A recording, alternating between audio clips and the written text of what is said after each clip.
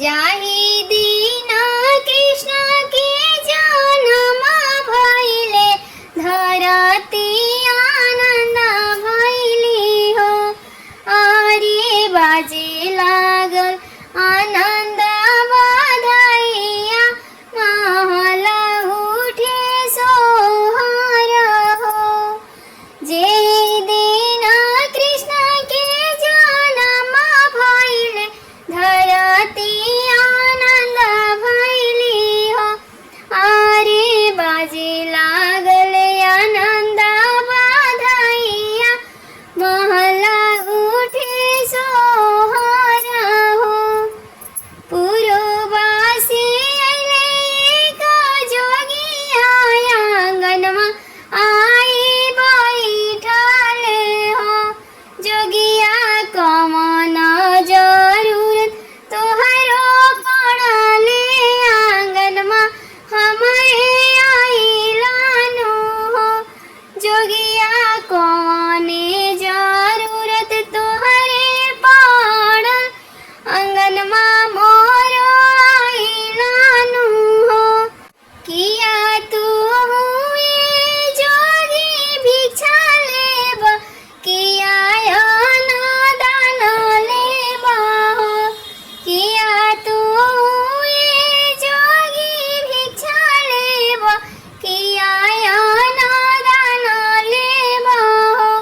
जोगिया किया ले मोतिया न थाला तब ही छोड़े आंगना हो। जोगिया किया ले मोतिया न थाला तब ही छोड़े आंगना हो।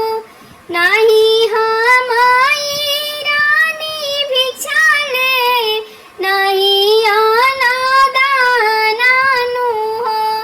नाही हम रानी भिक्षा लेबे नाही दानानु हो। रानी नाही लेबो मोतिया न थाला आंगनमा तोहरे नहीं छोड़बो हो। रानी नाही लेबो मोतिया न थाला आंगनमा नहीं छोड़बो ना हो। जसोदा हमके देखाई दयापन लालनु हो। जसोदा हम करबो तोहर लाल दर्शनिया तबेरे आंगन छोड़बा हो। किया तू हुए जोगिया जोगा करब अवारू से टोना करब हो। जोगिया 12 दिन के कन्हैया नजरिया तू लगाई देब हो। जोगिया 12 दिन के कन्हैया नजरिया तू लगाई देब हो। नाही हम रानी जोगा करबी नाही हम टोना करबी हो। रानी हम त हई शिव महादेव दरस करी चली जाइबे हो। रानी हम त हई शिव महादेव दरस करी चली जाइबे हो।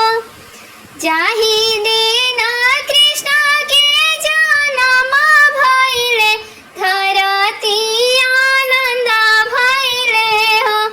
अरे बाजे लागल आनंद बधाइया महल उठे सोहर हो।